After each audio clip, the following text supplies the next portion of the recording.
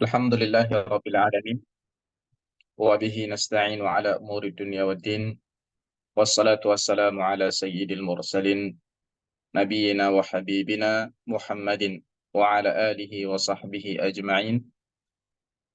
Allahumma salli wa sallim wa zid wa barik wa an'im ala hadha nabiyil karim Muhammad wa ala alihi wa sahbihi wa man tabi'ahum bi ihsanin ila yaumiddin. Amma ba'd. Teman-teman yang dirahmati oleh Allah Subhanahu wa taala, para eh, pecinta ilmu, pecinta Al-Quran, dimanapun Anda berada, yang mudah-mudahan senantiasa dirahmati oleh Allah Subhanahu wa Ta'ala. Segala puji bagi Allah Subhanahu wa Ta'ala yang telah memberikan kita kesempatan kembali untuk dapat meneruskan silsilah kajian tadabbur Al-Quran kita, yakni tadabbur surat-surat pendek pilihan dari Ad-Duha hingga An-Nas, atau yang diistilahkan oleh para ulama dengan istilah Qisar al-Mufassal. Dan ini merupakan pertemuan yang ke-16 yang insya Allah pada pertemuan kali ini kita akan memasuki surah Al-Fil. Ya, surah Al-Fil. Surat yang insya Allah semua kita sudah menghafalnya dengan baik. Surat yang di dalamnya terdapat pelajaran yang sangat besar yang ingin disampaikan oleh Allah Subhanahu wa taala. Surat yang diturunkan oleh Allah Subhanahu wa taala berdasarkan suatu kisah yang sangat penting, peristiwa yang sangat besar yang pernah terjadi dalam sejarah kenabian. Ya, tepatnya sebelum baginda Nabi Shallallahu alaihi wasallam dilahirkan ke muka bumi ini. Sebelum kita memulai kajian kita pada malam hari ini, saya ucapkan terima kasih banyak kepada teman-teman yang mengerjakan PR yang diberikan pada pertemuan yang lalu. Insya Allah, mudah-mudahan apa yang teman-teman kerjakan dapat menjadi ilmu tambahan, ya, menjadi ilmu tambahan bagi teman-teman sekalian, dan juga mudah-mudahan juga memberikan manfaat bagi kami, ya, sebagai pemateri dalam kajian tadabbur surat-surat pendek ini. Baik, surat Al-Fil ini, ya, adalah surat yang menceritakan tentang kisah Ashabul Fil.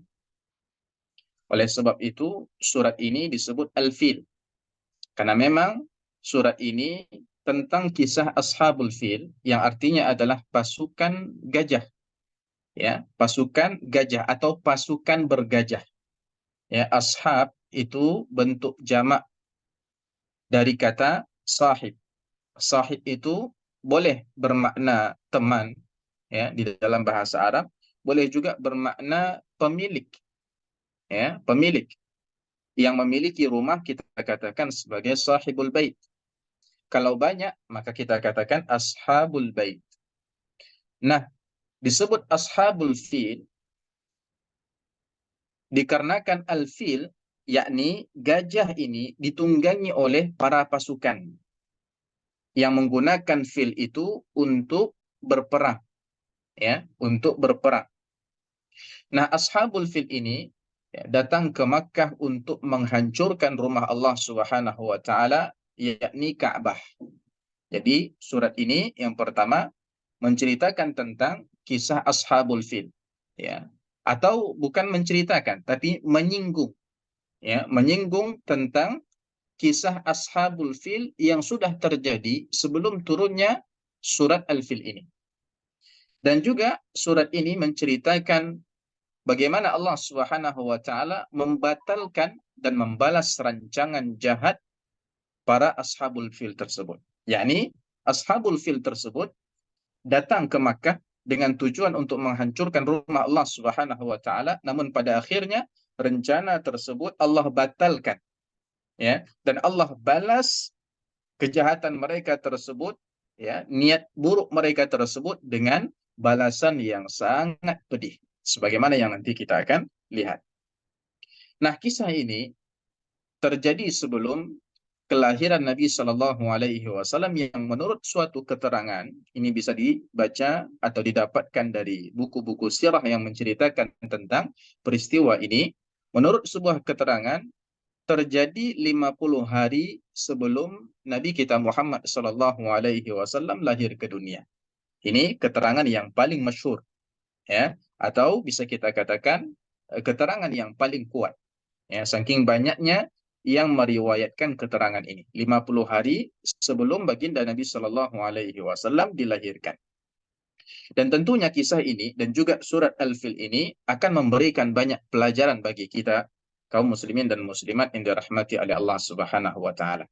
Dan ayat atau surat ini sekaligus akan menjelaskan kepada kita bahwa Allah Subhanahu wa taala tidak akan pernah membiarkan rumahnya diperlakukan dengan tidak baik. Allah Subhanahu wa taala tidak akan pernah membiarkan tindakan kezaliman, tindakan sewenang-wenang, tindakan melampaui batas terhadap rumah Allah Subhanahu wa taala yang mulia itu, yang sampai sekarang masih tegak kokoh dikelilingi oleh kaum muslimin yang melaksanakan tawaf di sana, ya. Nah, tentunya kita bertanya-tanya, ya, siapa sebenarnya Ashabul Fil itu? Ya, siapa mereka pasukan bergajah ini? Ya, jawabannya adalah bahwasannya pasukan bergajah ini adalah pasukan yang dipimpin oleh seorang yang berkuasa di negeri Yaman pada saat itu. Namanya adalah Abraha. Ya, namanya adalah Abraha. Jadi pasukan tersebut adalah pasukan yang sangat besar dan kuat, terdiri dari bala tentara, dari kalangan manusia, dan juga terdiri dari pasukan gajah. Gajah yang sangat besar, yang besar-besar, yang kuat-kuat, dan yang paling besarnya ditunggangi oleh Abraha sendiri. Nah, pasukan yang sangat besar dan kuat ini, inilah yang dia bawa untuk menghancurkan Ka'bah. Ya.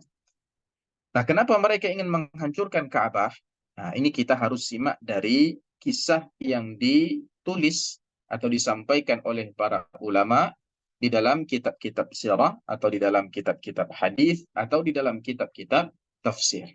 Ya, antara tiga ini. Ya, kalau tidak disebutkan bisa dibaca di dalam kitab-kitab sirah, ya, atau kitab-kitab hadis yang mungkin tidak terlalu panjang di sini, atau juga di dalam kitab-kitab tafsir yang mungkin lebih meluas dibandingkan di dalam kitab-kitab hadis.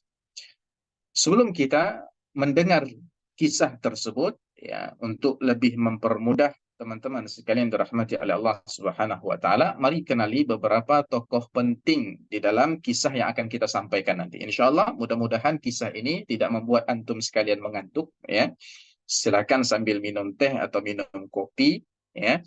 Kita sebelum tidak seperti biasanya, sebelum kita masuk ke penjelasan tentang surah Al-Fil, tadabbur surah Al-Fil, kita akan berkisah terlebih dahulu.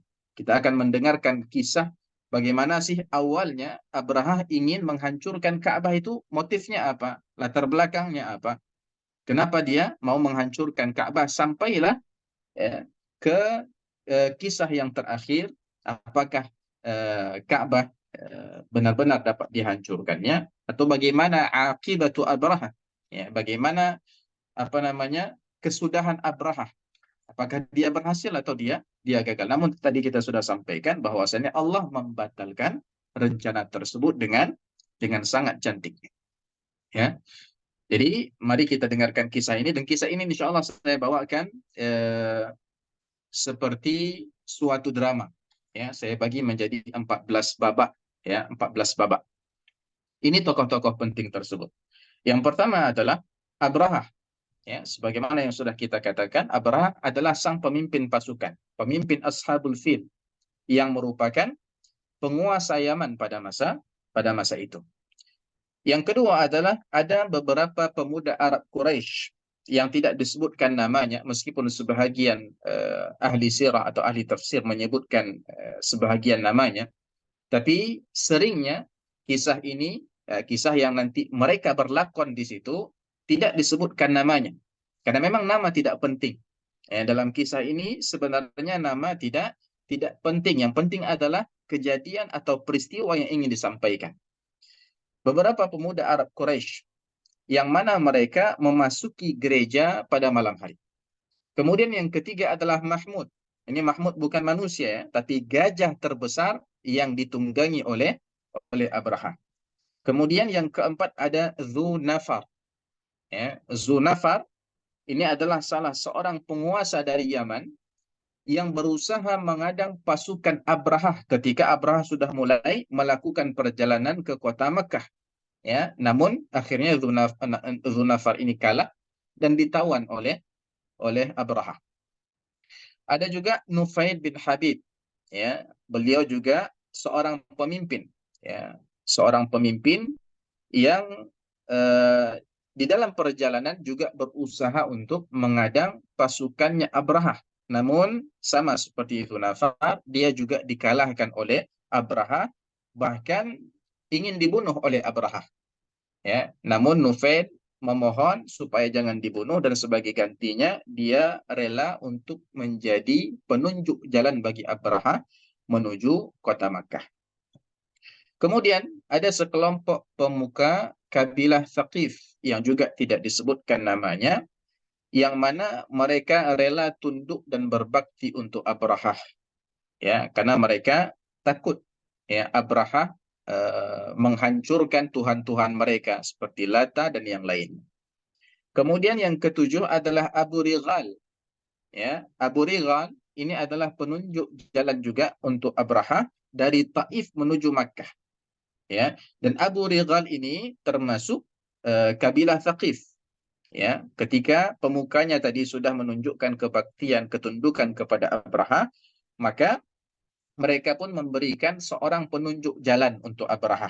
Ya, pokoknya yang penting Abraha tidak mengganggu mereka ataupun tuhan-tuhan mereka. Lalu diberilah Abu Righal ini. Kemudian yang kedelapan ada Al-Aswad bin Maqsud.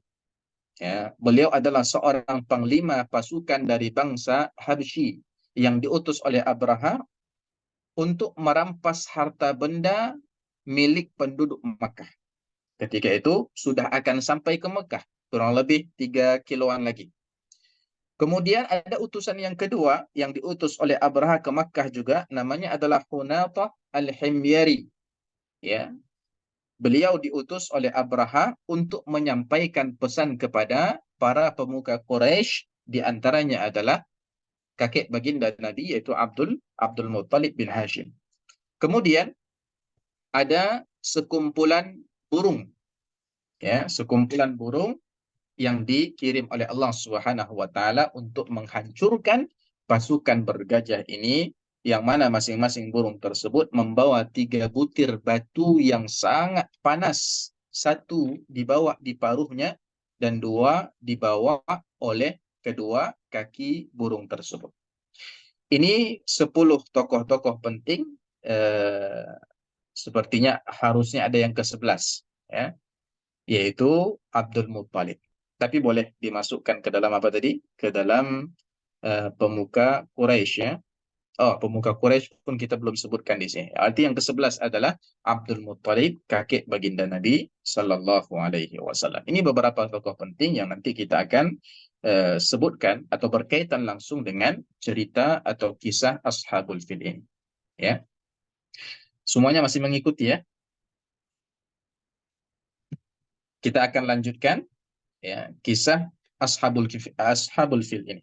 Ya, kita akan bagi menjadi, kalau tidak salah ada 14 babak. Ya, setiap babak kita beri judul ya. Babak yang pertama adalah latar belakang pembangunan Al-Qulais. Ya, latar belakang pembangunan Al-Qulais. Jadi kisah penyerangan Ashabul Fil ini terhadap rumah Allah Subhanahu wa taala yang mulia itu berawal dari niat buruk Abraha, ya, yang mana dia ingin membangun sebuah gereja yang sangat megah, gereja yang sangat besar dan tinggi, yang tidak akan ada tandingannya pada masa itu. Ya, tujuan dia membangun gereja yang besar itu adalah untuk menandingi Ka'bah, rumah Allah Subhanahu wa taala yang ada di kota Makkah. Jadi dibangunnya lah gereja yang besar ini di Sana'a, ya, yakni ibu kota Yaman, ya. Harapan Abraha tersebut dengan dibangunnya gereja yang sangat besar itu, kelak orang-orang Arab tidak lagi memusatkan hajinya atau ibadahnya di seputar Ka'bah, ya, tidak lagi melaksanakan ibadah haji ataupun ibadah umrah di dalam Masjidil Haram, ya, di sekitar Ka'bah rumah Allah Subhanahu wa taala tersebut, namun berpindah, ya, ke gereja yang dibangun oleh Abraha tersebut. Nah, gereja itu dia namai dengan Al-Qulais. Ya, Al-Qulais ini dari kata Qalansuah, ya, dinamai Al-Qulais karena kalau seandainya kita melihat dari bawah ke menara tertinggi Al-Qulais itu atau gereja tersebut, maka qalansuah yang dipakai oleh seseorang ketika melihat gereja tersebut akan jatuh saking tingginya yang sangat menjulang, ya.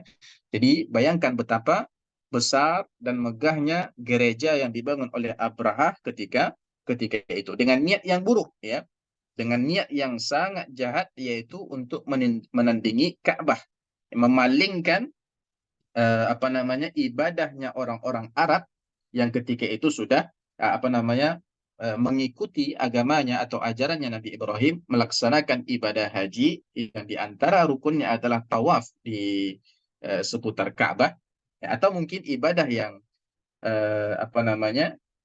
sekedar melaksanakan ibadah dengan melaksanakan tawaf di seputar Ka'bah. Dia ingin memalingkan ibadah tersebut ke gereja, ya, biar Ka'bah itu kosong dengan ibadah, ya. Nah, tekad dan niat Abraha ini dia umumkan dan dia sebarluaskan ke seluruh wilayah kekuasaannya sampai akhirnya sampailah berita tersebut ke telinga bangsa Arab ketika itu, ya. Kemudian, ya, selanjutnya ketika orang Arab, ya, mendengar niat jahat dari Abraha tersebut bahwa dia akan memalingkan pusat ibadahnya orang Arab yang awalnya di Ka'bah kemudian ingin dipalingkan ke gereja yang dia bangun, maka sebahagian bangsa Arab atau penduduk Makkah ketika itu merasa gelisah. Mereka merasa terancam dan marah luar biasa, ya, karena mereka tidak mau meninggalkan Ka'bah, ya, karena ada orang yang ingin menandingi Ka'bah hingga kemarahan mereka tersebut melahirkan suatu aksi, ya, suatu aksi penolakan, sehingga pada suatu malam salah seorang dari mereka pergi mendatangi gereja tersebut secara sembunyi-sembunyi untuk mengotori gereja tersebut dengan buang air besar di sana, ya. Dia buang kotoran atau najisnya di dalam gereja tersebut. Kemudian setelah itu dia langsung pulang, ya. Diceritakan juga bahwasannya ada beberapa pemuda Arab Quraisy. Mereka memasuki gereja tersebut pada malam hari, kemudian menyalakan api di dalamnya sampai membuat gereja tersebut terbakar dan ambruk. Nah, ini beberapa aksi penolakan dari bangsa Arab. Ya, sebahagian menceritakan hanya sekedar buang air besar di dalam gereja tersebut. Sebahagian menambahkan bahwasannya ada yang datang lagi, ya, setelah orang yang datang pertama tadi yang mengotori gereja tadi, ada yang datang lagi, ya, beberapa pemuda Arab Quraisy yang membakar gereja tersebut. Nah, akhirnya sampailah berita buruk tersebut kepada Abraha bahwasannya gereja dia dibakar kemudian roboh, ya. Maka Abraha bertanya, ya, siapa yang melakukan perbuatan ini? Ya, siapa yang melakukan perbuatan ini? Maka sebahagian pengikut Abraha, ya, yang mungkin menyaksikan atau mendengarkan berita tersebut berkata, wahai baginda raja, ini pasti ulahnya orang-orang Arab Quraisy.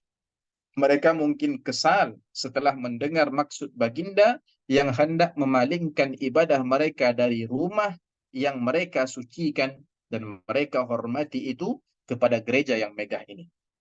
Sehingga untuk membelanya dan mengungkapkan ketidaksenangan mereka tersebut, mereka diam-diam masuk ke dalam gereja ini dan melakukan perbuatan yang keji itu.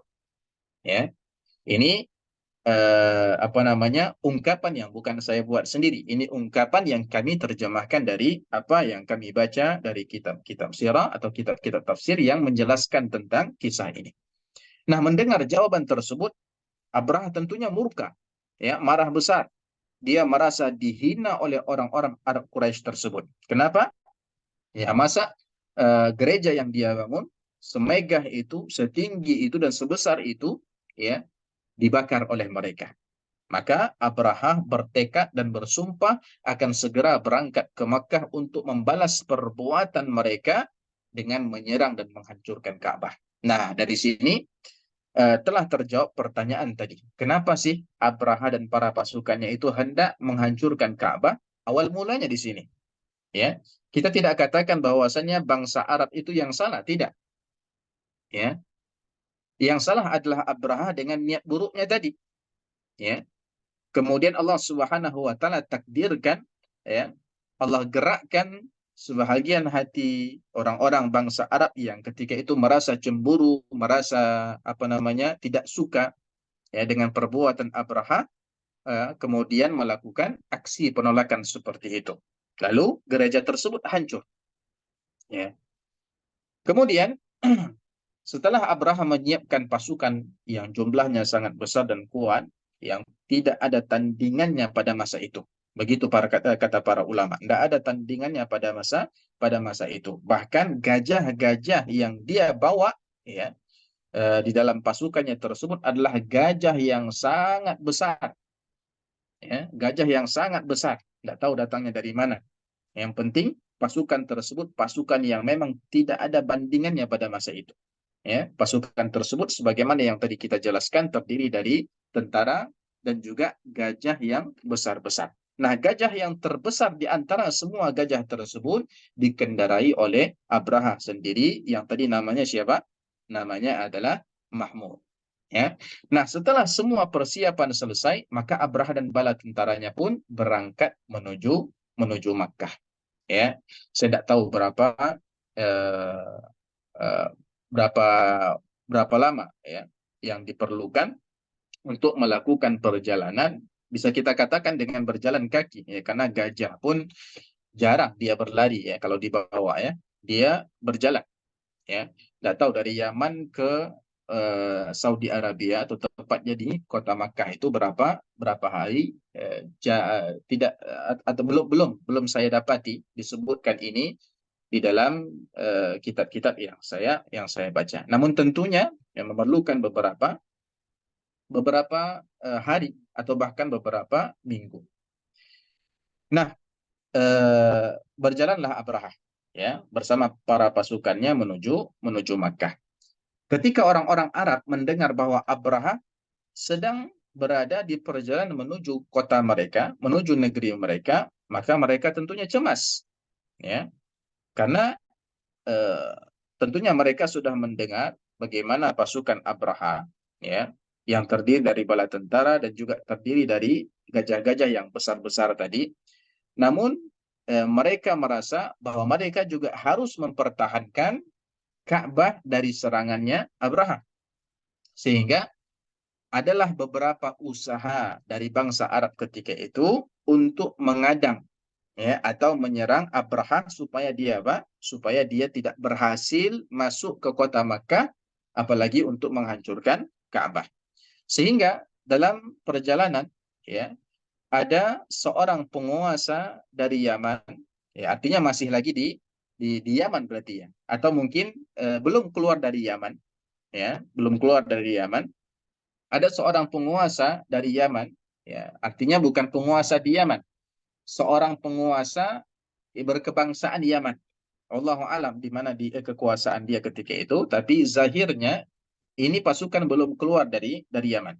Namanya adalah Dzunafar, ya. Dia mengajak sekelompok orang Arab, ya, yang ketika itu tinggal di Yaman untuk ikut bersama dia melawan Abraha. Tapi qadar Allah, ya, mereka kalah dan akhirnya Dzunafar sendiri menjadi tawanan perang.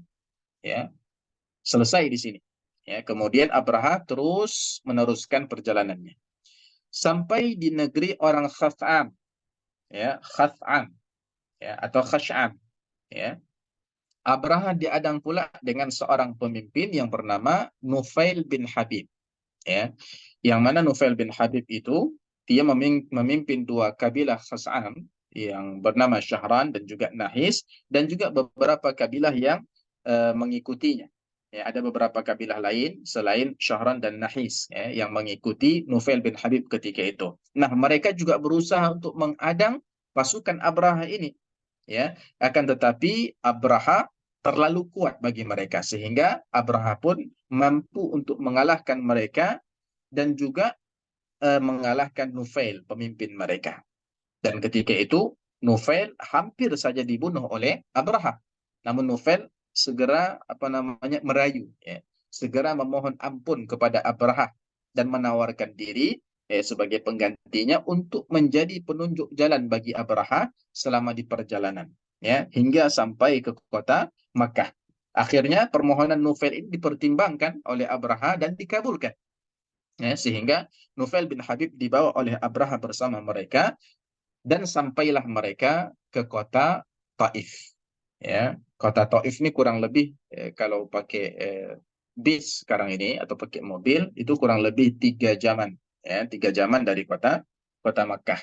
Ya, kilonya saya tidak pasti, ya. Nah, sampailah pasukan Abraha tadi di kota kota Taif. Ya, sesampainya mereka di sana, tiba-tiba sekelompok pemuka kabilah Thaqif, ya, kabilah yang terkenal di kota Taif ketika itu, langsung datang menjumpai Abraha, ya, dan dengan sukarelanya mereka menyatakan ketundukan dan kebaktian untuk Abraha. Ya, kenapa? Karena mereka takut, ya, rumah ibadah mereka yang bernama Latta, ya, ikut dihancurkan oleh Abraha dan para pasukannya, sehingga mereka merasa lebih baik bekerja sama, lebih baik tunduk, ya, patuh terhadap Abraha, ya, dan juga mereka menawarkan diri untuk menjadi penunjuk jalan ke Mekah. Akhirnya disetujui oleh Abraha, lalu dipilihlah Abu Rigal, ya, Abu Rigal untuk menunjukkan kepada mereka jalan dari Taif menuju Makkah, ya. Kemudian, ya, ketika pasukan Abraha, ya, dan juga bala tentaranya tadi mendekati Makkah, tepatnya di suatu tempat bernama Mughammis atau disebut juga Mughammas. Ini tempat sekitar 3,6 kilometer menjelang Makkah dari Taif, ya. Jadi mereka tadi berjalan singgah di Taif, kemudian dari Taif meneruskan perjalanan ke kota Makkah, ya. Kemudian sekitar 3,6 kilo lagi sampai ke Mekah, ada daerah atau negeri namanya adalah Mughammis, dan mereka berhenti di situ. Nah, saat mereka berhenti di sana, Abu Righal yang menjadi penunjuk jalan mereka tadi, yang merupakan kabilah Thaqif tadi, tiba-tiba mati. Ya, tiba-tiba mati. Kemudian Abraha, ya, mereka masih lagi berhenti di sana. Abraha tidak langsung meneruskan perjalanan masuk ke kota Makkah. Ya, dia utus salah seorang panglima pasukan terlebih dahulu yang tadi bernama Al-Aswad bin Maksud untuk pergi ke Makkah. Ya, tujuannya apa? Tujuannya adalah untuk merampas harta benda milik penduduk Makkah. Pokoknya ya rampas, ya, harta benda mereka. Ya. Termasuklah 200 ekor unta punyanya Abdul Muttalib. Ya, 200 ekor unta punyanya Abdul Muttalib. Wallahu alam, sebahagian muarikh, ahli tarikh, ahli sirah mengatakan bahwa 200 ekor unta ini memang punyanya Abdul Muttalib. Ya, sebahagian mengatakan bahwa 200 unta ini bukannya punya Abdul Muttalib, tapi dia hanya sekedar apa? Mengembalanya, ya, sekedar memeliharanya, ya. Intinya adalah 200 ekor unta yang dibawa, ya, yang digembala oleh Abdul Muttalib ketika itu pun ikut dirampas oleh Al-Aswad bin Maksud bersama pasukannya ini, ya. Ya, mau tidak mau, ya, Abdul Muttalib pun meskipun dia marah, dia tidak bisa berbuat apa-apa. Ya, bayangkan pasukan itu sudah siap untuk berperang. Tentunya yang mereka bawa adalah senjata. Tentunya yang dibawa oleh Abraha adalah pasukan-pasukan yang memang hebat-hebat, ya, yang apa namanya siap berkelahi, siap berperang, siap membunuh, ya. Maka akhirnya Abdul Muttalib pun tidak bisa melawan, ya. Ini utusan yang pertama. Kemudian Abraham mengutus lagi seorang yang lain, ya. Utusan ini bernama Hunatah Al-Himyari. Ya, dia diutus untuk kali ini dia diutus bukan untuk tujuan merampas harta benda milik orang-orang Arab ketika itu, ya, karena ini sudah dijalankan oleh Al-Aswad tadi, ya. Tapi Hunatah ini diutus oleh Abraha untuk menemui para pemuka Quraisy, ya, para pembesar Quraisy, dan untuk mengajak mereka datang menghadap Abraha, ya. Kemudian pergilah Hunatah ini, ya. Kemudian masuk ke kota Makkah, dia tanya di mana pemuka Quraisy, siapa pemuka Quraisy, di mana dia bisa menjumpai pemuka Quraisy. Akhirnya dia dipertemukan dengan Abdul Muttalib. Nah, karena Abdul Muttalib kakek baginda Nabi Shallallahu Alaihi Wasallam termasuk salah satu pemuka pemuka Quraisy ketika itu, ya. Nah, sampai Hunatah ini ke Abdul Muttalib bertemu dengannya, maka Hunatah pun menyampaikan pesan Abraha bahwasannya Abraha ingin bertemu dengan para pemuka Quraisy. Dia mengundang para pemuka Quraisy bertemu dengannya, ya. Kemudian setelah menyampaikan pesan, maka Abdul Muttalib berkata seperti ini, ya. Perhatikan, ini kata-kata Abdul Muttalib dalam kisah ini memang kata-kata yang sangat cantik, kata-kata yang penuh dengan hikmah, ya. Apa kata Abdul Muttalib? Ya, demi Allah, kami tidak ingin memerangi, yakni kami tidak ingin berperang dengan Abraha dan para pasukannya. Kenapa? Kami tidak mempunyai kekuatan untuk itu, ya, yakni kami lemah. Ini adalah Baitullah Al-Haram. Ya, ini adalah rumah Allah dan rumah kekasihnya, yakni Ibrahim alaihi salam. Kalau seandainya Allah berkehendak mencegah Abraha untuk menghancurkan Ka'bah, maka memang rumah ini adalah rumahnya. Ya, artinya memang pantas Allah Subhanahu wa taala membela rumahnya. Dan jika Allah Subhanahu wa taala berkehendak membiarkan hal tersebut, yakni Allah biarkan Abraham menghancurkan Ka'bah, apa kata Abdul Muttalib? Maka apalah daya kami, ya. Apalah daya kami? Kami pun tidak bisa buat apa-apa, ya. Demi Allah, kata Abdul Muttalib, kami pun tidak kuasa membela rumah ini. Kalau seandainya bukan Allah yang membela, kami tidak bisa membelanya. Ya. Ini perkataan yang disampaikan oleh Abdul Muttalib kepada Hunatah. Ya, harapan Abdul Muttalib tentunya supaya Hunatah menyampaikan perkataan ini kepada Abraha. Namun Hunatah tetap mengajak Abdul Muttalib untuk datang langsung bertemu dengan Abraha. Apa kata Hunatah? Kalau begitu, marilah ikut aku menghadap baginda, yakni menghadap Abraha. Maka Abdul Muttalib pun pergi bersama Hunatah untuk menemui Abraha. Nah, sesampainya Abraha di tempat keberadaannya, apa namanya, sesampainya Abdul Muttalib di tempat keberadaannya Abraha, di tempat namanya apa tadi, Mughammis atau Mughammas, maka Hunatah membawa Abdul Muttalib masuk ke kemahnya Abraha. Akhirnya Abdul Muttalib berjumpa dengan Abraha di kemahnya tersebut. Kemudian setelah melihat Abdul Muttalib itu, Abraha merasa ada sesuatu yang menggerakkan Abraha untuk menghormati Abdul Muttalib. Ya. Kenapa ikhwan dan akhwat sekalian? Karena Abdul Muttalib ini, kakek Nabi alaihi salatu wasallam ini, orangnya adalah orang yang sangat berwibawa. Ya. Dari perawakannya, dari sikapnya, beliau adalah orang yang sangat berwibawa. Beliau adalah orang yang apa namanya mempunyai tubuh yang besar, tinggi, ya.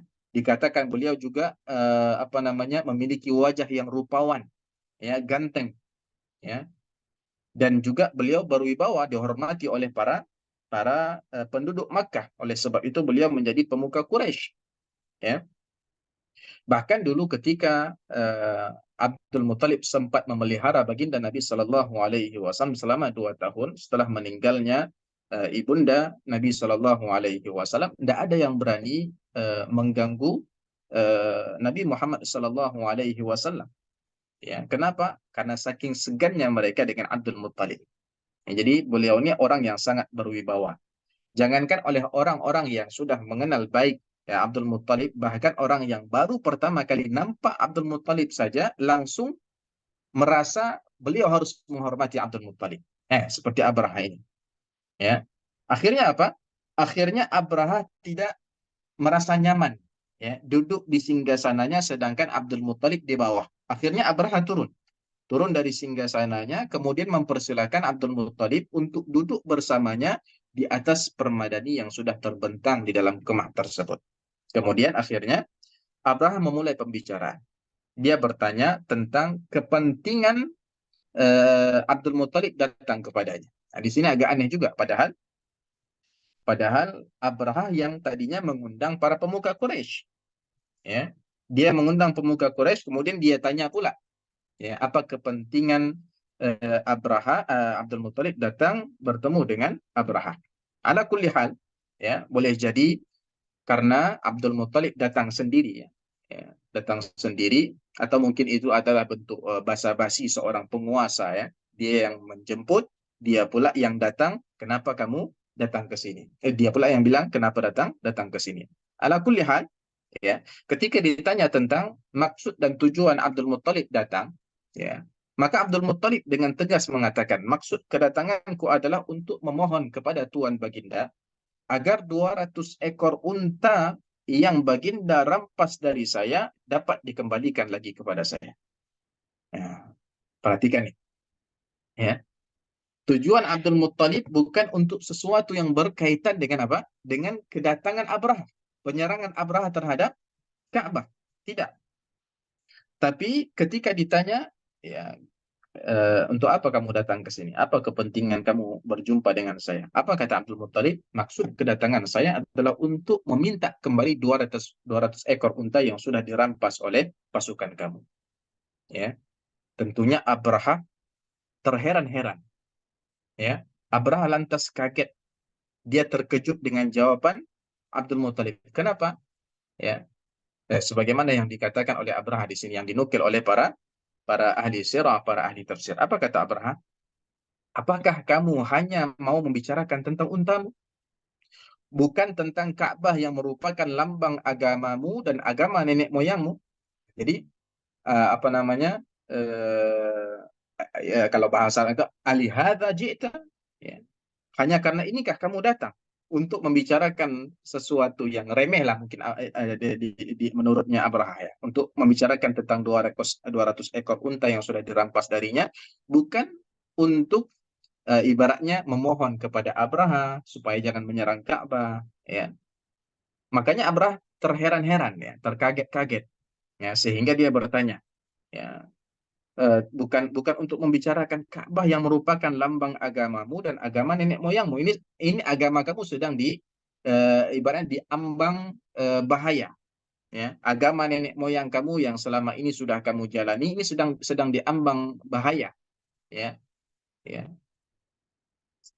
Kemudian kamu datang untuk membicarakan 200 ekor unta yang tadi dirampas, ya. Padahal aku datang untuk menghancurkan Ka'bah, kata Abraha. Tidakkah engkau ingin membicarakan hal tersebut denganku? Ya. Jadi uh, apa namanya? Wajar, ya. Wajar Abraha terkaget-kaget. Tapi dengan santainya Abdul Muttalib, ya, menjawab lagi. Ya. Perhatikan, ya. Perhatikan perkataan ini, perkataan yang sangat cantik. Ya. Dan dari sini kita melihat bagaimana seorang Abdul Muttalib itu. Ya. Bagaimana bijaknya Abdul Muttalib itu. Ya. Apa kata Abdul Muttalib? Sesungguhnya aku hanyalah pemilik unta-unta tersebut. Sedangkan Ka'bah itu mempunyai pemiliknya sendiri yang akan melindunginya dari seranganmu, yaitu Allah Subhanahu wa Ta'ala. Itu adalah urusan Allah, kata dia. Apa kata Abraha? Dia, yakni Allah, tidak akan dapat mencegahku. Apa kata Abdul Muttalib? Itu terserah Tuhan. Itu urusan Tuhan. Aku datang hanya untuk untaku. Kembalikanlah kepadaku. Akhirnya 200 ekor untanya Abdul Muttalib tersebut dikembalikan kepadanya. Kemudian akhirnya Abdul Muttalib kembali ke Mekah dan mengabarkan pertemuannya dengan Abraha tersebut kepada seluruh penduduk Mekah. Tentunya Abdul Muttalib juga menasihatkan para penduduk Mekah agar segera meninggalkan Mekah, dan berlindung di puncak-puncak bukit sekeliling Makkah. Karena Abdul Muttalib khawatir mereka akan terkena dampak dari amukan pasukan Abraha. Ya, ini perjumpaan Abraha dan Abdul Muttalib. Menurut suatu keterangan bahwa yang bertemu dengan Abraha bukan hanya Abdul Muttalib, bahkan beberapa para pemuka Quraisy pun ikut bersama Abdul Muttalib berjumpa dengan Abraha. Ya, dan ketika itu mereka memohon kepada Abraha supaya tidak melangsungkan niat jahatnya itu untuk menyerang Ka'bah, sampai-sampai dibujuk oleh pemuka Quraisy dengan harta. Ya, sepertiga, kalau tidak salah sepertiga atau seperempat harta bendanya penduduk Tihamah untuk kamu, kata para pemuka Quraisy ini, dengan syarat kamu segera pulang dan tidak jadi menghancurkan Ka'bah. Tapi Abraha menolak, ya, saking sudah marah sekali ya Abraha mungkin ya. Dan saking dia ya tentunya hatinya sudah terlampau busuk ya, ingin memalingkan ibadahnya orang-orang Arab ya yang ketika itu rutin beribadah di sekitar Ka'bah ke gereja yang dia bangun. Nah, setelah pertemuan Abdul Muttalib tadi atau beberapa pemuka Quraisy tadi dengan Abraha, ya, Abdul Muttalib ya bersama beberapa para pemuka Quraisy yang lainnya langsung mendatangi pintu Ka'bah. Dipegangnya gelang besi yang ada di pintu tersebut seraya memohon kepada Allah Subhanahu wa taala. Yang pernah umrah, yang pernah haji, ya mungkin masih terbayang oleh oleh antum sekalian, ya, gelang yang ada di pintu Ka'bah tersebut. Ya, yang biasa juga ya terlihat ya bagi mereka-mereka yang melakukan tawaf di sekitar Ka'bah itu terlihat ya. Di pintu itu ada gelang besi ya. Yang gelang besi kalau tidak salah dia di warna-warna emas sebagaimana pintunya. Nah, disitulah Abdul Muttalib berpegang seraya berdoa bermunajat kepada Allah Subhanahu wa taala. Ya, doanya dalam bahasa Arab tentunya kita langsung terjemahkan di sini. Apa kata Abdul Muttalib? Ya ilahi, ya Tuhanku, tidak ada yang aku harapkan selain Engkau. Ya Tuhanku, tahanlah mereka dengan bentengmu. Sesungguhnya siapa yang memusuhi rumah ini adalah musuhmu. Maka tahanlah mereka dari memporak-porandakan kampung-kampungmu. Ya Allah, sesungguhnya manusia melindungi tempat tinggalnya. Maka kumohon, lindungilah tempat sucimu. Janganlah sampai salib dan tipu daya mereka itu esok mengalahkan tipu dayamu. Nah, setelah selesai, Abdul Muttalib pun dan orang-orang yang tadi bersama Abdul Muttalib ikut berdoa di situ, langsung bertolak menuju lereng-lereng bukit, mengikuti penduduk Mekah yang lainnya, dan di sanalah mereka berkumpul serta menunggu ya apa yang akan dilakukan oleh Abraha terhadap rumah yang selama ini mereka jadikan sebagai tempat ibadah mereka. Tentunya mereka belum tahu ya, belum tahu apakah Allah Subhanahu wa taala membiarkan rumah tersebut dihancurkan oleh Abraha dan para pasukannya, atau Allah akan melindungi rumah tersebut. Mereka belum tahu, tapi mereka sudah memohon kepada Allah dan berdoa kepada Allah Subhanahu wa taala supaya Allah Subhanahu wa taala melindungi rumahnya tersebut. Ya. Kemudian ya, keesokan harinya pagi-pagi. Ya, dan ini sesuai dengan prediksinya Abdul Muttalib ya, bahwasanya esok mereka akan mulai menghancurkan Ka'bah. Artinya ya Abdul Muttalib tentunya sudah tahu ya karena dia sudah berjumpa dengan Abraha. Nah, pagi-pagi keesokan harinya Abraha pun bersiap-siap ya, hendak bergerak memasuki negeri Makkah bersama Ashabul Fil tadi. Ya, seluruh pasukan bergajah tadi. Abraha menaiki Mahmud ya, dan juga para pasukan atau bala tentara lainnya menaiki gajah-gajah mereka yang juga besar-besar meskipun tidak sebesar Mahmud ya. Nah, setelah dihadapkan Abraha, Mahmud tadi ke arah Makkah, jadi siap-siap untuk bergerak bertolak menuju kota Makkah, tiba-tiba Nufail bin Habib. Masih ingat siapa Nufail bin Habib? Nufail bin Habib ya, seorang pemimpin ya, yang juga berusaha untuk mengadang pasukan Abraha ketika mulai bergerak dari Yaman, yang pada akhirnya dia kalah dan hampir dibunuh oleh Abraha, tapi akhirnya memohon ya diampuni, kemudian dijadikan dia sebagai penunjuk jalan sebagai tebusannya. Ya, ingat ya.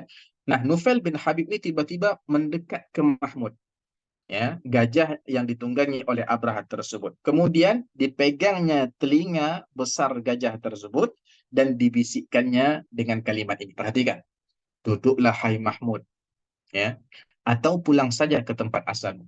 Karena sekarang kamu akan dikerahkan ke Baladullah Al-Haram, tanah Allah yang suci lagi bertuah. Ya, perhatikan.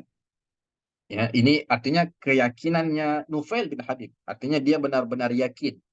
Ya, artinya dia berharap bahwasannya gajah tadi dengan kuasa Allah mampu memahami perkataannya ini. Dibisikkannya lah, duduklah hai Mahmud. Maksudnya tidak usah bergerak, tidak usah berjalan. Atau kalau mau berjalan, pulang. Ya, pulang ke tempat asalmu, karena sekarang kamu akan dikerahkan ke Baladullah Al-Haram. Dia ingatkan bahwasannya tanah yang akan dia masuki itu adalah tanah haram. Ya, tanah yang suci, yang Allah haramkan untuk diporak-porandakan. Ya, artinya kalau kamu takut Tuhanmu, maka jangan ikuti. Ya, jangan ikuti Abraha. Dan setelah selesai Nufail berbisik, dia pun langsung apa? Langsung lari, ya, dengan secepatnya menuju apa namanya, bukit, ya, menuju sebuah bukit, ya, mengikuti penduduk Mekah yang lain yang juga bersembunyi di bukit, ya. Nah, gajah tadi setelah dibisikkan oleh Nufail kalimat tadi, dia langsung duduk, tidak mau berdiri lagi, ya. Karena tadi apa? Kata Nufail, duduk, ya, atau pulang ke tempat asal. Ya, pilihannya dua.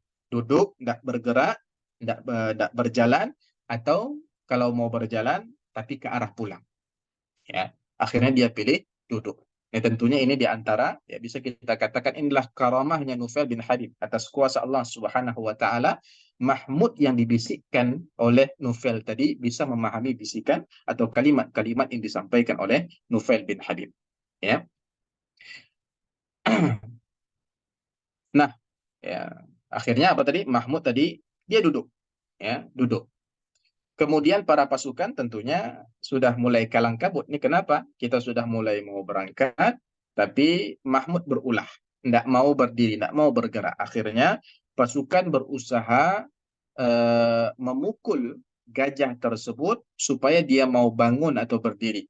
Ya, namun Mahmud tadi tetap duduk dan tidak mau berdiri. Dicoba lagi dipukul kepalanya itu dengan kapak, bayangkan, ya, dengan kapak dipukul oleh para pasukan tadi, tapi akhirnya tidak berdiri juga. Dicoba pula dengan memasukkan tongkat yang berujung lengkung. Bayangkan, ya. Tongkat ujungnya lengkung, ya, kayak apa namanya, kayak mata kail lah, ya, kayak mata kail. Ya, itu dicucuk, ya, dimasukkan ke dalam lubang belalainya gajah tersebut supaya gajah tersebut mau bergerak, mau berjalan mengikuti arah yang diinginkan oleh tuannya, tapi gajah tersebut pun tetap tidak mau bergerak. Ya. Kemudian mereka coba pula usaha yang lain. Dicobalah untuk memutar Mahmud tadi ke arah Yaman. Gajah itu langsung berdiri dan cepat-cepat melangkahkan kakinya, berjalan. Ya, dihadapkan pula ke negeri Syam, ya, gajah tadi pun berjalan dengan cepatnya. Diputar pula ke arah timur, gajah tadi pun berjalan kencang. Namun ketika diarahkan menuju Makkah kembali, gajah tadi langsung duduk dan diam, tidak mau bergerak. Ya, bayangkan, ya, ini kuasa Allah Subhanahu wa taala yang mulai Allah tampakkan di sini, ya. Allah jadikan Mahmud taat kepada apa yang disampaikan oleh Nufail tadi. Allah buat Mahmud ini takut kepada Allah Subhanahu wa taala. Dan dapat dibayangkan, hadirin dan hadirat sekalian, betapa kacaunya pasukan Abraha ketika itu. Ya, padahal sudah mau berangkat ke Mekah, tapi Mahmud, ya, berulah tidak mau bergerak.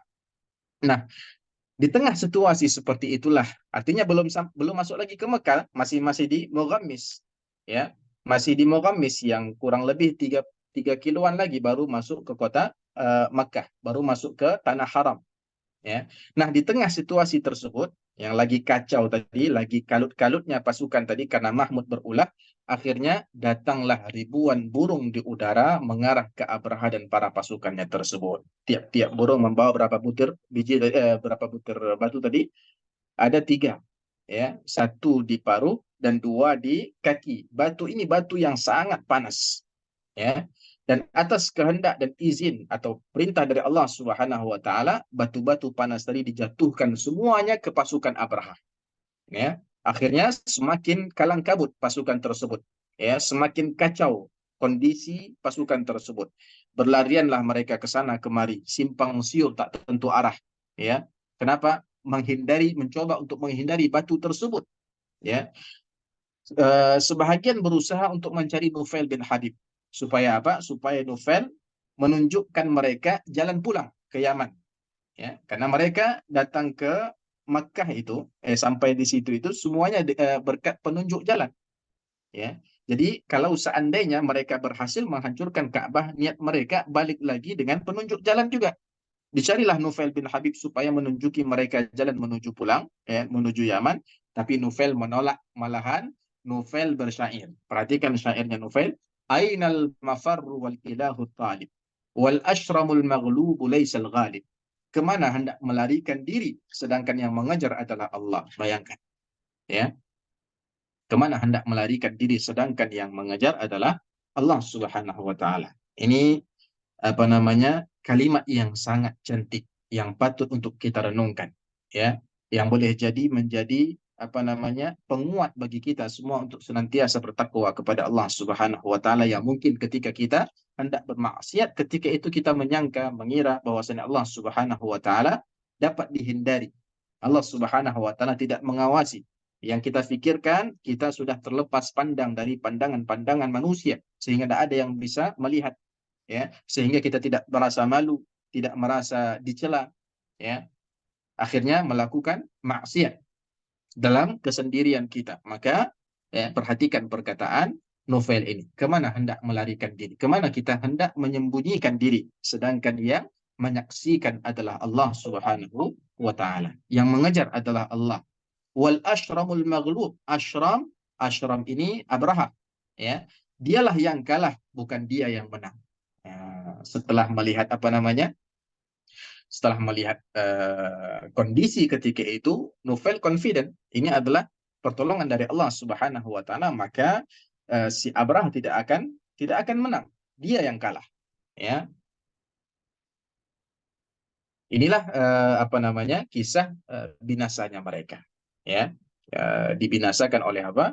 Burung yang dikirim oleh Allah Subhanahu wa taala, yang disebutkan menurut suatu keterangan jumlahnya adalah ribuan, ya, jumlahnya adalah ribuan, ya. Mulai burung-burung tersebut ketika sudah berada di atas pasukan Abraham, melempari pasukan tersebut dengan batu yang mereka bawa. Nah, sebagian dari anggota pasukan tadi ada yang langsung tewas begitu terkena oleh batu tadi, ya.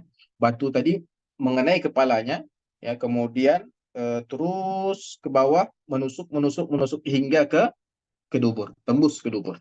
Bayangkan betapa panasnya batu tersebut. Padahal batu tersebut tidaklah batu besar, bukan batu besar. Kita akan lihat nanti, ya. Kemudian ada pula yang berkata bahwa yang terkena batu itu tidak langsung tewas, tapi merasakan gatal yang luar biasa, ya, merasakan gatal yang luar biasa. Nah, kemudian kulitnya melepuh seperti cacar atau bisul, ya. Mungkin sebagian kita atau mungkin kebanyakan dari kita sudah pernah merasakan, kalau tidak bisul atau cacar ini. Bagaimana kulit kita ketika itu. Ya, bukan hanya melepuh, tapi dia gatal luar biasa. Ya, sehingga tidak seorang pun dari mereka yang terkena itu kecuali akan merasakan gatal yang luar biasa, dan tentunya mereka akan mulai menggaruk kulitnya. Bayangkan bisul yang sudah menguning, ya, atau apa namanya, cacar, ya, cacar yang sudah berair itu kita garuk-garuk, apa yang terjadi, ya, akhirnya daging yang apa namanya, yang dikenai oleh batu tadi, yang akhirnya menimbulkan gatal kemudian melepuh tadi itu, akhirnya dagingnya berjatuhan, ya, berjatuhan, koyak, ya, karena digaruk-garuk, ya, mau berhenti gatal luar biasa, ya, tapi digaruk, ya, akhirnya apa, berjatuhan daging itu, ya, berjatuhan daging itu sampai akhirnya tewaslah orang tersebut, atau selamat tapi mengalami cacat dan buta, ya. Dan disebutkan juga dalam sebuah riwayat, Aisyah radhiyallahu anha pernah bercerita, bahwa dia pernah melihat dua orang peminta-peminta yang buta di kota Makkah, dan kata dia kedua orang itu ya adalah bekas, ya bekas ini maksudnya adalah peninggalan pasukan Abraha kala itu yang dibiarkan hidup oleh Allah Subhanahu wa taala dalam keadaan cacat. Nah, jadi ada yang selamat tapi mengalami kalau tidak cacat ya buta. Nah, demikianlah kisah-kisah tentang Ashabul Fil. Kenapa mereka menyerang atau hendak menghancurkan Ka'bah? Apa motifnya? Kemudian apa kesudahan mereka? Ya, adakah mereka berhasil atau tidak? Ya, akhirnya apa? Mereka dihancurkan oleh Allah Subhanahu wa taala ya dengan cara Allah Subhanahu wa taala. Dan peristiwa ini sangat diingat oleh penduduk Mekah ya sehingga dikenallah tahun itu sebagai tahun gajah, dan di tahun itu lahirlah baginda Nabi Sallallahu Alaihi Wasallam yang juga merupakan cucunya Abdul Muttalib yang terlibat langsung dengan peristiwa yang sangat besar ini yang tadi berjumpa dengan Abraha ya. Di sini tamat kisahnya. Mudah-mudahan kisah yang disampaikan dapat dipahami, dan kisah ini menjadi muqaddimah ya, muqaddimah untuk memahami tafsir surat Al-Fil. Ya, insya Allah karena kita sudah memahami kisah dengan baik, tafsirnya tidak panjang-panjang lagi seperti yang kita bawakan biasanya. Jadi saya mohon izin untuk kita melanjutkan sampai selesai. Bagaimana kira-kira? Kita selesaikan atau kita lanjutkan di pertemuan yang akan datang? Boleh diselesaikan, Ustaz. Siap-siap. Ya. Nah, Yang lain mungkin. tadi sudah kita dengar. Oleh karena itu, tatkala turun surah Al-Fil yang menceritakan atau menyinggung tentang kisah Ashabul Fil tadi, kisah tentang Abraha dan para tentaranya tadi, maka di dalam ayat yang pertama Allah Subhanahu wa taala langsung mengatakan seperti ini. Alam tara kaifa fa'ala rabbuka bi ashabil fil? Alam tara kaifa fa'ala rabbuka bi ashabil fil? Yang artinya adalah tidakkah engkau perhatikan wahai Muhammad bagaimana Tuhanmu telah bertindak terhadap pasukan bergajah? Ya, tidakkah kamu menyaksikan wahai Muhammad apa yang telah Allah buat terhadap pasukannya Abrah, ya, pasukan bergajah tersebut. Nah, pertanyaan ini sudah sering ya kita bahas ya. Pertanyaan ini bukan istifham, bukan Allah Subhanahu wa taala menginginkan jawaban, ya. Bukan Allah Subhanahu wa taala tidak tahu. Ya, pertanyaan ini tujuannya adalah untuk membenarkan dan memperkuat kisah tersebut. Bahwasanya kisah tersebut benar-benar terjadi, bukan dongeng. Ya, bukan dongeng. Kisah tersebut benar-benar kisah nyata yang pernah terjadi ya sebelum Nabi kita Muhammad Sallallahu Alaihi Wasallam dilahirkan. Nah, pertanyaan ini kalau kita lihat untuk Nabi Muhammad Sallallahu Alaihi Wasallam. Namun sebuah kaidah dalam ilmu tafsir yang perlu kita ketahui, khitab untuk Nabi kita Muhammad Sallallahu Alaihi Wasallam itu juga khitab untuk umatnya. Ya, khitab ini adalah ya pernyataan. Ya, khitab ini adalah pernyataan Allah seperti pertanyaan yang kepada Nabi kita Muhammad Sallallahu Alaihi Wasallam kebanyakannya di dalam Al-Quran itu juga ditujukan kepada umatnya. Nah, ketika Allah Subhanahu Wa Taala berkata kepada Nabi kita alaihi salatu wasallam, alam tara kaifa fa'ala rabbuka bi ashabil fil, maka sebagai orang yang pertama yang diturunkan wahyu kepadanya, ya, beliaulah yang masuk ke dalam pertanyaan ini. Dan juga selanjutnya semua kita termasuk orang yang ditanya oleh Allah Subhanahu wa taala di sini. Ya, jadi coba tujukan ayat pertama ini kepada kita. Bukankah kamu menyaksikan, memperhatikan bagaimana Allah Subhanahu wa taala bertindak terhadap para pasukan bergajah? Di sini ada faedah yang sangat bagus. Ya. Alam taro ini dalam bahasa Arab pada asalnya artinya apa? Tidakkah kamu perhatikan? Ya, tidakkah kamu melihat? Tidakkah kamu menyaksikan? Ya, tara ini pada asalnya perbuatan berkaitan dengan apa? Dengan panca indera melihat mata. Ya, oleh karenanya diterjemahkan, tidakkah kamu perhatikan, tidakkah kamu melihat. Namun sebenarnya ungkapan ini bermakna, tidakkah kamu tahu, ya, tidakkah kamu dengar, tidakkah kamu, ya, tidakkah kamu mengetahuinya, ya. Kenapa? Karena memang demikianlah kenyataannya. Ya, Nabi kita Shallallahu Alaihi Wasallam ketika diturunkan oleh Allah surah Al-Fil ini, beliau maaf, ketika Allah Subhanahu Wa Taala, ketika peristiwa, ya, peristiwa penyerangan Ka'bah tadi yang di yang dilakonkan oleh Abraha dan para pasukannya tadi, ketika itu Nabi kita Shallallahu Alaihi Wasallam belum lahir, ya. Maka kalau seandainya Nabi belum lahir, apakah Nabi menyaksikan, memperhatikan kejadian itu ketika itu? Tentu tidak. Bahkan kita pun tidak menyaksikan, kita tidak melihat. Tapi kenapa Allah mengatakan alam tara di sini? Tidakkah kamu melihat? Ya. Jadi memang kalimat yang digunakan oleh Allah adalah alam tara. Tidakkah kamu melihat? Tapi maksudnya adalah tidakkah kamu tahu? Ya. Tidakkah kamu dengar? Ya. Dan kita sudah mengetahui, kita sudah mendengar, meskipun kita tidak melihat karena kita belum lahir ketika itu. Nah, namun kenapa? Nah, ini kenapa Allah Subhanahu wa taala menggunakan alam tara? Kenapa tidak alam ta'lam? Bukankah dalam Al-Qur'an banyak Allah menyebutkan tentang alam ta'lam? Kenapa Allah tidak gunakan alam ta'lam saja? Ya, kenapa?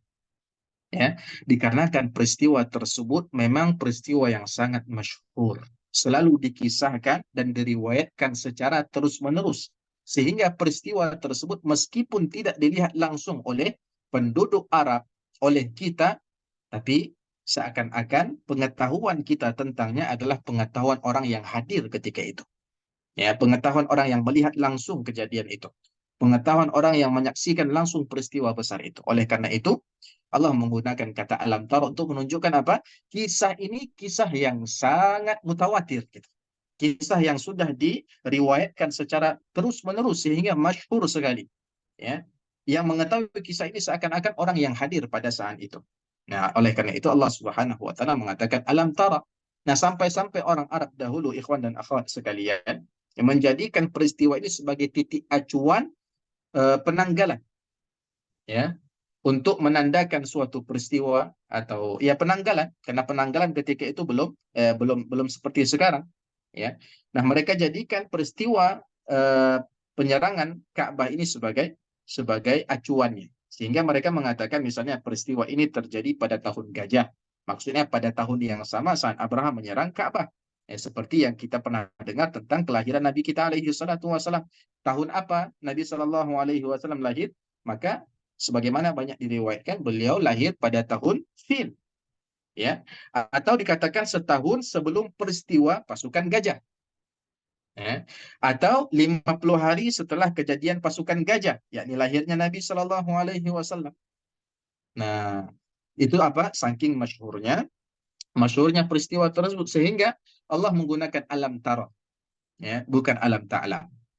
Nah, Eh, maka makna ayat yang pertama ini sebenarnya adalah bukankah kamu tahu? Yakni kamu benar-benar tahu wahai Rasul.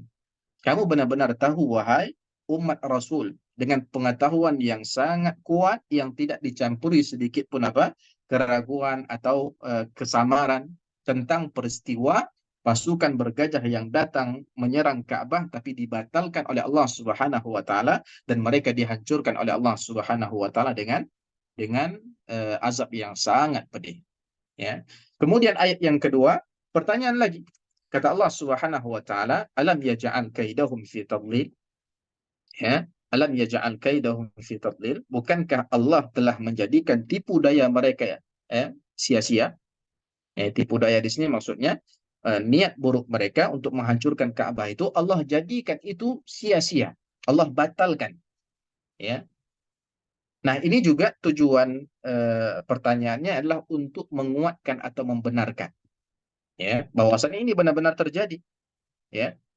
Ini benar-benar terjadi. Tidak ada yang mengisahkan tentang kisah Ashabul Fil ini setengah-setengah.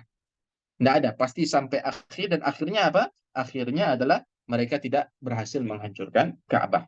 Ya, niat buruk mereka tadi sia-sia. Tipu daya mereka dibatalkan oleh Allah Subhanahu wa taala. Padahal kekuatan yang mereka kerahkan ketika itu adalah kekuatan yang sangat besar.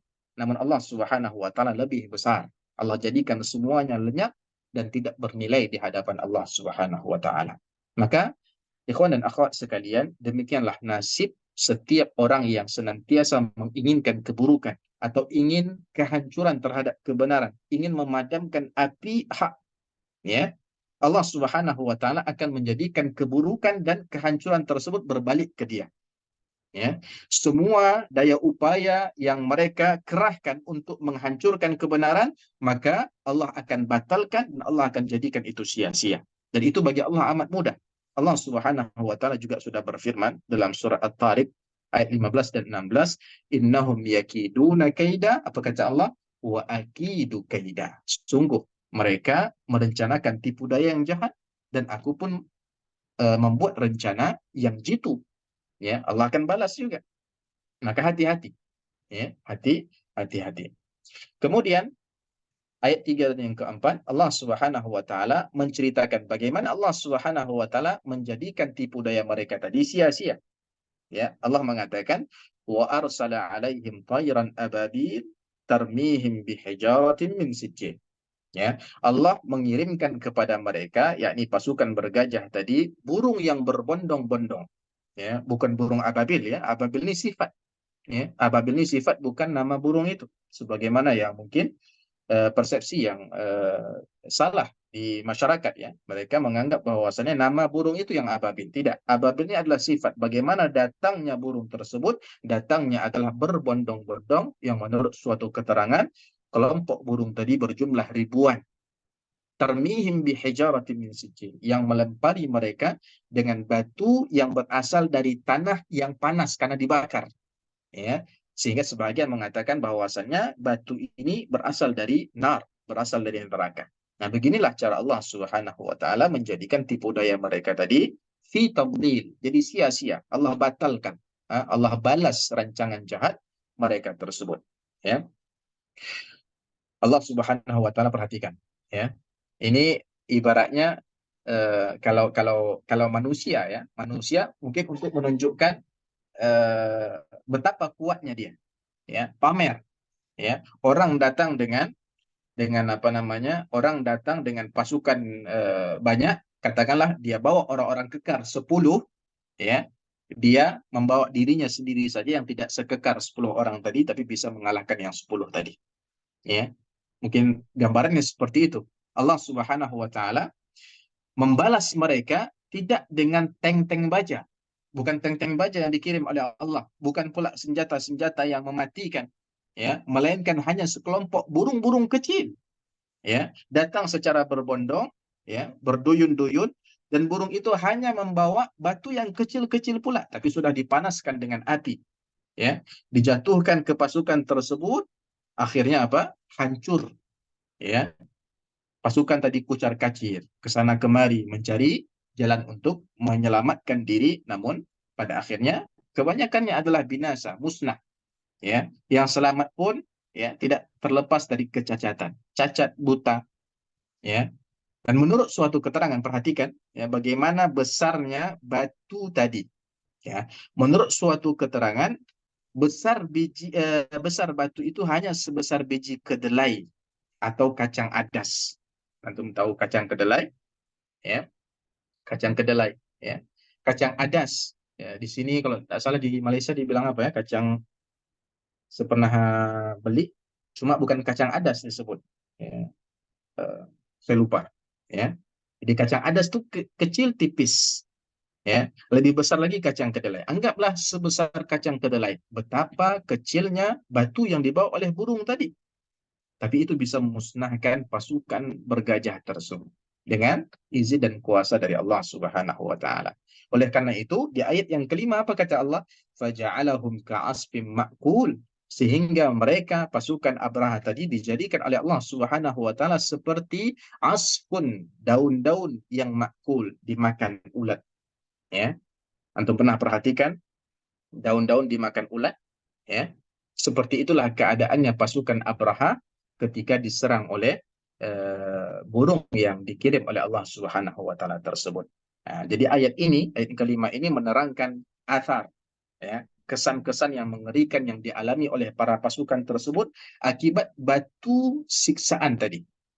Ya, siksaan ini sangat mengerikan. Tadi kita sudah ceritakan ada yang langsung tewas begitu terkena batu tadi, kena kepalanya langsung tembus ke dubur, langsung tewas. Ada yang apa namanya disiksa oleh Allah terlebih dahulu dengan merasakan apa namanya gatal yang luar biasa, kemudian dia garuk dan akhirnya apa namanya daging-daging tubuhnya itu apa namanya berjatuhan. Sama juga nasibnya dengan Abraha. Abraha sendiri dikatakan dia berusaha untuk jalan pulang, tapi dia sudah terkena juga. Ya, sambil pulang itu daging dia berjatuhan. Ya, kemudian akhirnya di tengah jalan dia tewas. Sebagian mengatakan dia sudah sampai di Yaman, tapi begitu sampai dia langsung langsung tewas. Ya, dengan apa namanya keadaan daging tubuhnya hancur bercerai-berai. Nah, siksaan yang sangat pedih. Maka perkataan Allah laksana daun-daun kering yang hancur dimakan ulat itu memang satu perumpamaan yang sangat sesuai untuk mereka. Siapapun yang terkena batu tersebut itu akan habis perlahan sambil menahan siksaan. Mudah-mudahan Allah Subhanahu wa taala melindungi kita, memelihara kita dari siksaan yang sangat pedih. Demikian kisah dan juga pelajaran yang bisa kita ambil dari surah Al-Fil ini. Ya. Di antara pelajaran yang perlu kita tekankan di sini, bahwasannya perlu untuk menjaga kesucian Makkah. Ya. Karena Makkah adalah tempat yang sangat suci, tempat yang agung, tempat yang bertuah. Rasulullah Shallallahu Alaihi Wasallam diutus oleh Allah Subhanahu Wa Taala, dan di antara tujuan diutusnya beliau dan juga seluruh Rasul adalah untuk apa? Untuk supaya manusia bertauhid. Rasul diutus untuk mengembalikan Ka'bah sebagai pusat penyembahan kepada Allah. Sebagaimana yang sudah kita ketahui, Ka'bah dulu sempat dijadikan sebagai tempat apa? Tempat-tempat berhala. Ya, 360 berhala diletakkan di dalam Ka'bah. Ya, bagaimana mereka melaksanakan ibadah di dekat Ka'bah itu bermacam-macam.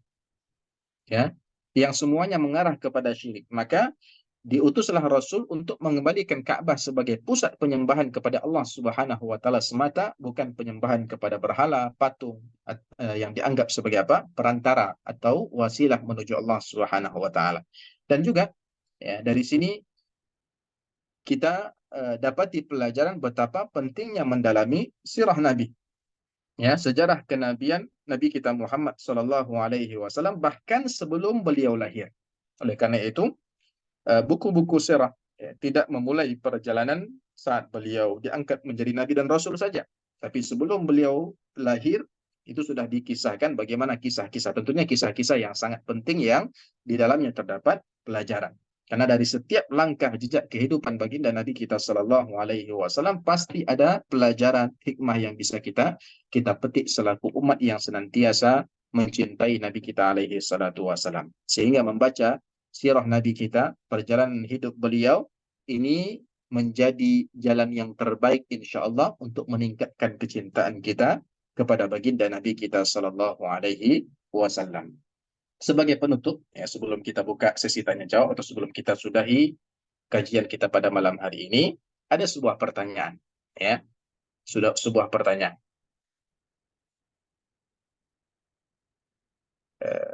Ya, setelah kita mendengar kisah tadi, ya, kita lihat yang dibantai atau disiksa, ya, yang dihukum oleh Allah Subhanahu wa taala adalah Abraha. Dan sebagaimana yang sudah disebutkan tadi, Abraha ini adalah seorang Nasrani. Dan Nasrani sebagaimana yang sudah kita maklumi adalah ahli kitab. Sedangkan penduduk Makkah ketika itu kebanyakannya adalah kaum musyrikin. Ya, penduduk Makkah ketika itu adalah kaum musyrikin, pelaku kesyirikan. Ya, yang memenuhi Ka'bah dengan berhala-berhala sesembahan mereka. Dan sebagaimana yang sudah maklum juga, ahli kitab tentu lebih baik dari kaum musyrikin. Ya, ahli kitab lebih baik dari kaum musyrikin. Dan banyak ayat-ayat atau hadis-hadis yang melebihkan ahli kitab dibandingkan orang-orang musyrikin. Pertanyaannya, lantas kenapa Allah Subhanahu wa taala membinasakan orang-orang Nasrani, Abraha dan para pasukannya yang merupakan ahli kitab, dan tidak memenangkan mereka atas kaum penyembah berhala? Kenapa yang dimenangkan adalah penduduk Mekah yang ketika itu kebanyakannya adalah kaum musyrikin? Ya, ini pertanyaan yang menarik menurut saya, tapi tidak kita bahas pada malam hari ini. Coba cari ya, pelajari jawabannya dan silakan dijadikan ini sebagai PR ya. Kalau sudah dapat jawabannya silakan dikumpulkan. Laki-laki boleh ke saya, perempuan boleh ke Ummu Maryam atau mungkin ke admin, nanti admin teruskan ke saya.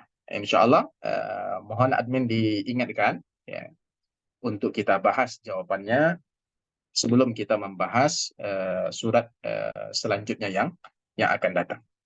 Demikian yang dapat kami sampaikan, mudah-mudahan bermanfaat bagi kami dan juga bagi hadirin dan hadirat sekalian yang hadir pada kajian online pada malam hari ini. Apabila ada pertanyaan, silakan dipertanyakan. Atau mungkin untuk mempersingkat waktu, kita cukupkan dengan pertanyaan yang sudah masuk ya. Atau mungkin kalau masih ada pertanyaan, silakan langsung ditulis. Sebelum kita selesai menjawab pertanyaan berikut ini.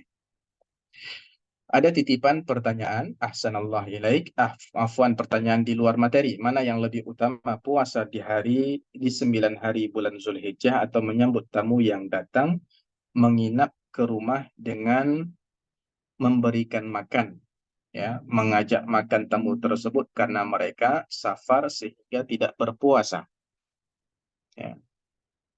Puasa di 9 hari bulan Zulhijjah atau menyambut tamu yang datang menginap ke rumah dengan memberikan makan, mengajak makan tamu tersebut karena mereka safar sehingga tidak berpuasa. Mana yang lebih utama? Wallahu taala alam, ya. Dua-duanya tentu adalah amal yang saleh, yang mungkin dalam kondisi tertentu bisa dijamak, ya, dikompromikan, dilaksanakan secara bersamaan. Dalam satu kondisi mungkin kita melihat tidak bisa dijamak, tidak bisa dikompromikan atau dilaksanakan secara bersamaan. Ya, kalau seandainya bisa dilaksanakan secara bersamaan, maka tentunya bersamaan dengan kita berpuasa secara rutin, puasa sunnah di 9 hari pertama dari bulan Zulhijjah ini, bersamaan dengan itu kita menyambut tamu, ya, memuliakan mereka dengan menghidangkan makanan untuk mereka, tentu ini lebih utama. Ini yang pertama. Kemudian yang kedua, apabila tidak bisa dijamak, ya, mungkin ini maksud penanya tadi, mana yang lebih utama? Apakah tetap berpuasa atau ya tidak berpuasa untuk hari saat dia melayani tamu tersebut? Wallahu taala alam, saya melihat yang lebih utama adalah uh, ikram ad-daif, ya, kita memuliakan tamu dengan kita mengajak tamu tersebut makan bersama kita. Ini dalam kondisi, tentunya kita yang paling tahu tentang kondisi kita, dalam kondisi kita merasa kalau seandainya kita mengajak mereka makan tanpa kita ikut makan bersama dengan mereka, kita merasa mereka akan sungkan, ya, mereka jadi tidak enakan, ya, tidak enakan.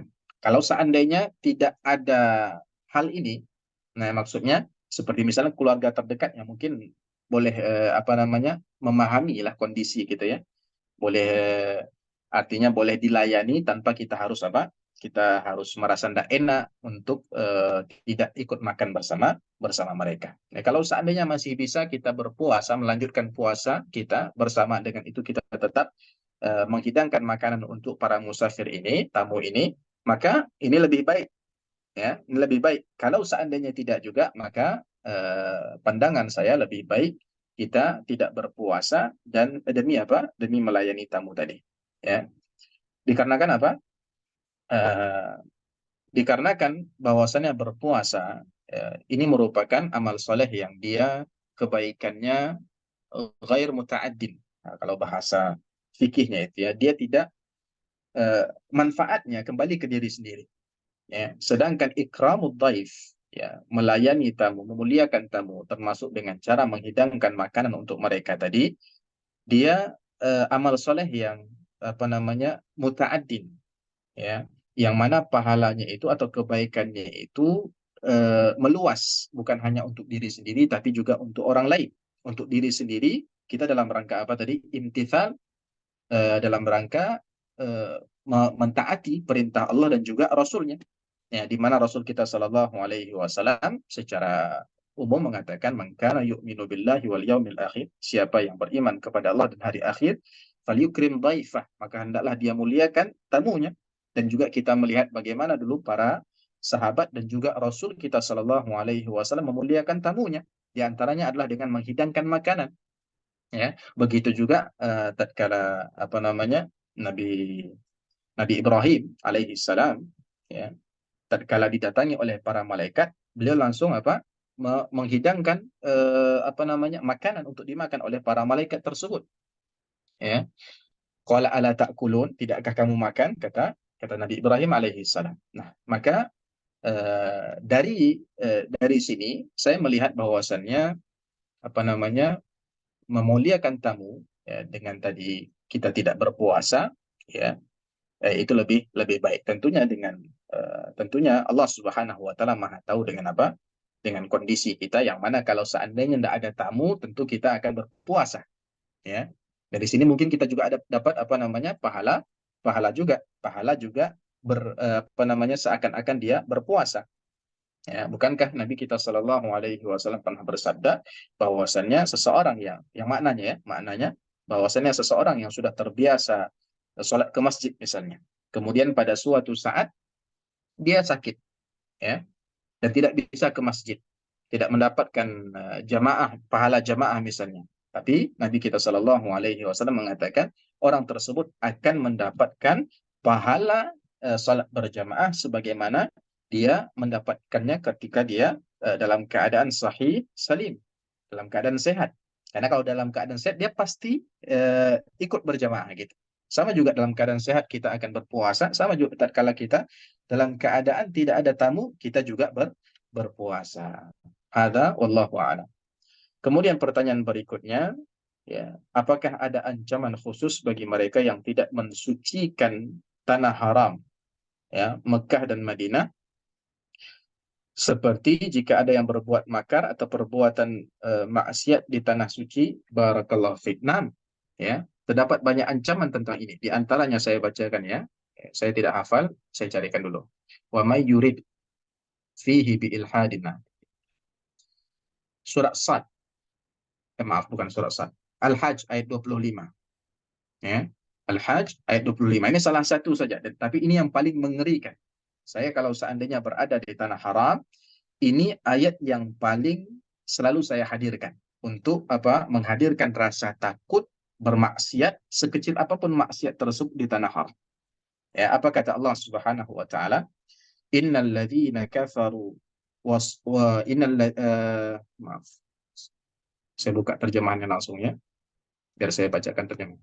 Boleh yang sedang membuka mushaf, boleh juga membuka surat Al-Hajj ayat 25.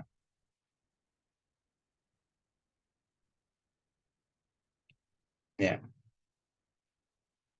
Apa kata Allah? Innal ladzina kafaru, sesungguhnya orang-orang kafir, wa yasudduna an sabilillah, dan yang menghalangi manusia dari jalan Allah, wal masjidil haram alladzi ja'alnahu lin-nasi sawa'an al-'akifu fihi wal bad, dan menghalangi orang-orang dari al-masjid al-haram yang telah kami jadikan terbuka untuk semua manusia, baik yang bermukim di sana maupun yang datang dari luar. Ya, apa kata Allah seterusnya? Ini yang kita maksud dalilnya, ancamannya. Wa may yurid fihi bi ilhadin bi dzulmin nudhiqhu min adzabin alim. Ya, siapa saja yang bermaksud melakukan kejahatan secara zalim di dalamnya, niscaya akan kami rasakan kepadanya siksa yang pedih. Ini ancaman Allah, ya, wa'id. Dan Allah Subhanahu wa taala tidak akan mengingkari janji, ya. Jadi kezaliman sedikit apapun yang kita buat di tanah haram, maka Allah Subhanahu wa taala akan balas kita dengan apa nama tadi? Nudhiquhu min adzabin alim. Akan kami rasakan kepadanya azab yang sangat pedih, kata Allah Subhanahu wa taala. Oleh karena itu, bahkan dulu orang-orang Arab di jahiliyah dulu itu sangat menghormati tanah haram. Bahkan mungkin lebih daripada orang-orang sekarang menghormati tanah haram. Ya, mereka sampai-sampai diceritakan, ya, diceritakan kalau seandainya, contoh nih, ya, contoh, ya, kita kita dengan supaya mudah, ya, contoh Bang Dian. ya, Bang Dian, orang tuanya saya bunuh. Ya, contoh, ya, saya membunuh orang tuanya. Kemudian karena orang tuanya dibunuh, dia merasa marah, ya, marah yang sangat besar, merasa murka, ya, dan ingin membalaskan dendam kedua orang tuanya, ya, balas dendam, ya, atas kematian kedua orang tuanya tadi terhadap saya. Akhirnya saya dikejar-kejar terus. Saya jadi buronannya Bang Dian. Ya, kalau seandainya Bang Dian bertemu dengan saya, pasti saya akan dibunuh oleh Bang Dian. Ya, akhirnya saya masuk ke tanah haram. Ini terjadi, ya, diriwayatkan di dalam kitab-kitab tafsir. Ya, akhirnya kalau seandainya saya masuk ke tanah haram, ya, ini saking betapapun besarnya kemarahan Bang Dian itu, dia tidak berani masuk ke Masjidil Haram dengan niat mau membunuh, dengan niat mau membalas dendam. Ini orang Arab jahiliyah dulu, ya. Jangankan tanah haram, bulan-bulan haram seperti ini pun mereka meletakkan senjata mereka, tidak mau membunuh. Ya, padahal kebiasaan mereka di luar bulan haram, setiap ada kabilah yang melewati kabilah mereka, tidak akan pernah lolos ibaratnya gitu, dibunuh. Tapi kalau tanah haram mereka tidak angkat senjata. Ya, begitu juga di di tanah haram, ya, langsung tidak berani masuk tanah haram. Kenapa? Karena kalau seandainya dia masuk ke tanah haram dengan adanya niat dalam hati tadi ingin membunuh, dan ini merupakan tentunya kezaliman, ya, maka dia khawatir dengan azab pedih yang Allah Subhanahu wa taala akan kirimkan kepadanya. Ini orang Arab jahiliyah, ya. Lalu bagaimana dengan kaum muslimin yang sudah mendengar ancaman tersebut langsung dari Allah Subhanahu wa taala di dalam Al-Qur'anul Karim? Ya, tentunya harus lebih lebih takut lagi, ya. Kemudian pertanyaan berikutnya, dan ini yang terakhir insya Allah, ya, tentang kurban. Apakah niat istri kalau nama suami yang ditulis untuk peserta kurban gugur kewajiban atas keluarganya, sedangkan uangnya dari istri. Kalau nama suami yang ditulis untuk peserta kurban, gugur kewajiban atas keluarganya, sedangkan uangnya dari istri. Ini tergantung niat, ya. Allah alam, tergantung niat. Yang saya pahami, ya, maksudnya itu ibaratnya ini istri pengen suaminya berkurban, ya. Jadi bukan istri yang berkurban, tapi uang dari istri, ya, maka harus kembali ke akad yang jelas. Artinya istri sudah meniatkan bahwasannya dia menghibahkan uang tersebut untuk suaminya, ya, untuk suaminya dan suami yang berkurban, ya. Kalau kalau tidak, maksudnya sekedar yuk kita berkurban gitu, ya, ini uangnya gitu, ini uangnya, uang saya, nanti tulis saja nama kamu. Penulisan nama ini bukan dia tidak apa namanya, tidak terhitung sebagai niat, ya. Niatnya tetaplah yang sebagaimana yang ada dalam hati sahibul kurban, ya. Kalau seandainya istri tidak meniatkan bahwasannya kurban tersebut adalah kurban dari sang suami, ya, setelah dia menghibahkan uang tersebut untuk suaminya, maka dia tetaplah sebagai kurbannya sang istri, ya. Ibaratnya nama tadi hanya sekedar dia tidak mau tertulis namanya di situ, biarlah nama suami saja yang tertulis gitu. Maka ini adalah kurbannya sang sang istri, bukan kurban sang suami, ya. Untuk menjadi kurban sang suami, maka niat tersebut harus jelas dari awal, ya. Dia harus memberikan, apa namanya, memberikan dan memberitahukan kepada suami bahwa ini ada uang dari saya untuk kamu melaksanakan kurban, ya. Maka kemudian suami datang ke panitia misalnya, ya, atau dia langsung membelikan hewan kurban kemudian dikurbankan, maka ini menjadi apa namanya, kurbannya suami, dan suami juga boleh meniatkan pahalanya untuk seluruh keluarga yang berada di bawah tanggungan dia. Allah taala alam. Apakah gugur kewajibannya? Sebenarnya apa namanya, sebenarnya kita katakan kewajiban kurban, ya, bagi mungkin yang menganggap wajib atau apa namanya, kesunahannya itu adalah tatkala seseorang mampu, ya, tatkala seseorang mampu. Kalau seandainya seseorang tidak mampu, maka tidak apa namanya, tidak diwajibkan atau disunnahkan untuk berkurban, ya. Tapi kalau seandainya mampu, ya, maka apa namanya, sangat-sangat dianjurkan untuk melaksanakan kurban, ya. Dia kalaupun sunnah, kita katakan sunnah yang sangat ditekankan, namun beberapa ancaman ini menunjukkan bahwasannya kurban eh, apa namanya, Allah Taala alam, dia bisa menjadi hukum yang wajib. Ya, bagaimana tidak? Nabi Shallallahu Alaihi Wasallam, dia ancaman disebut oleh Nabi Alaihi Salatu Wasallam, apa namanya, man kana lahu si'ah minal mal wala yudhi fala yaqrabanna musallana. Ya, siapa yang punya kelapangan harta tapi dia tidak berkurban, maka jangan sekali-kali dia mendekati musalla atau tempat salat kami. Ya. Demikian Allah taala alam, mudah-mudahan bermanfaat bagi kita semua, yang benar datang dari Allah Subhanahu wa taala, dan apabila ada kesalahan itu semata dari kami dan dari syaitan, kepada Allah Subhanahu wa taala kami mohon ampun, dan kepada para jemaah sekalian kami mohon maaf. Apabila ada kesalahan, insya Allah kami akan selalu perbaiki, eh, akan koreksi atau apa namanya, klarifikasi insya Allah taala. Ya. Wassallallahu ala nabiyina Muhammad wa ala alihi wa sahbihi wasallam. Kami kembalikan waktu kepada apa namanya, MC. Baik.